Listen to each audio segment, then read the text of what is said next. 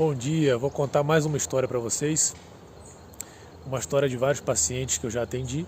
E essa semana eu atendi uma paciente com o mesmo problema. E é o seguinte, ela estava com formação de osteófitos, ela está com formação de osteófitos no tornozelo, né? Você tem, por exemplo, esporão do calcâneo na parte de baixo ou na parte de cima do osso do calcâneo, que nada mais é que uma calcificação no periósteo, na parte de fora dos ossos. E eu expliquei para ela que tinha ligação com a hipertensão e com o remédio de hipertensão, com as duas coisas. Porque a hipertensão ela muda todo o metabolismo, fazendo com que a pessoa fique desidratada. E o próprio remédio da hipertensão, ele tem um efeito diurético.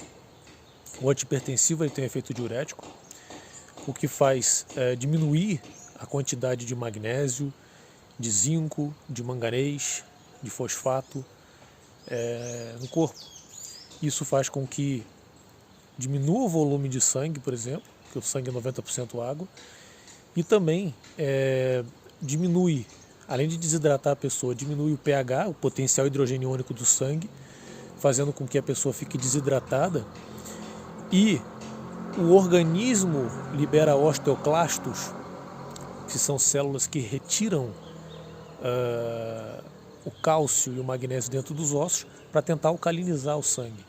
Então isso faz com que saia cálcio dentro dos ossos, saia magnésio dentro dos ossos, e ele, em vez de se depositar no córtex ósseo, na parte de dentro do osso, ele se deposita na camada externa, que é o periósteo, é como se fosse a pele que recobre o osso. Então a formação de osteófitos, de esporões, está muito ligada à desidratação, está muito ligado ao excesso de diurese, e o próprio diurético, o antihipertensivo tomado a longo prazo, pode provocar uma das causas dos osteófitos. O que ajuda os osteófitos? A gente chama de MK7. É a menaquinona, vitamina K2, são 13 tipos de vitâmeros da vitamina K, mas a K2 é mais eficiente para isso. A vitamina D3, também pegando sol, né?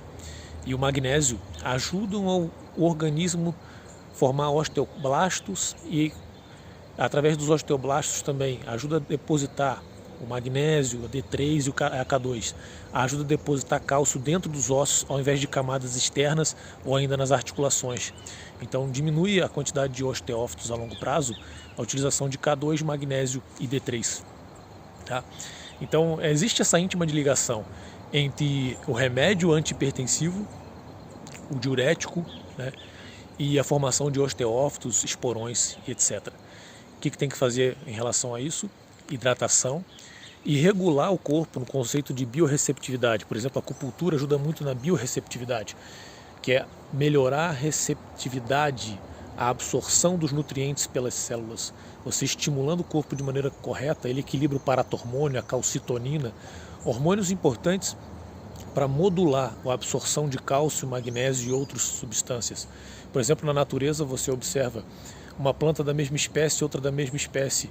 Uma absorve mais zinco do solo, outra absorve menos. Esse é o conceito de biorreceptividade. E isso acontece no corpo humano também. Quando a gente com a acupuntura consegue estimular isso, o exercício físico estimula isso, o sol estimula a biorreceptividade, porque não adianta você consumir a substância, digerir e não absorver. Isso é muito importante lembrar desse conceito da biorreceptividade também. Então é esse recado que eu queria dar, vocês sabendo da íntima ligação que tem da hipertensão, até mesmo com alterações ósseas e articulares. Tá bom? Um abraço a todos aí, bom dia, boa sexta-feira.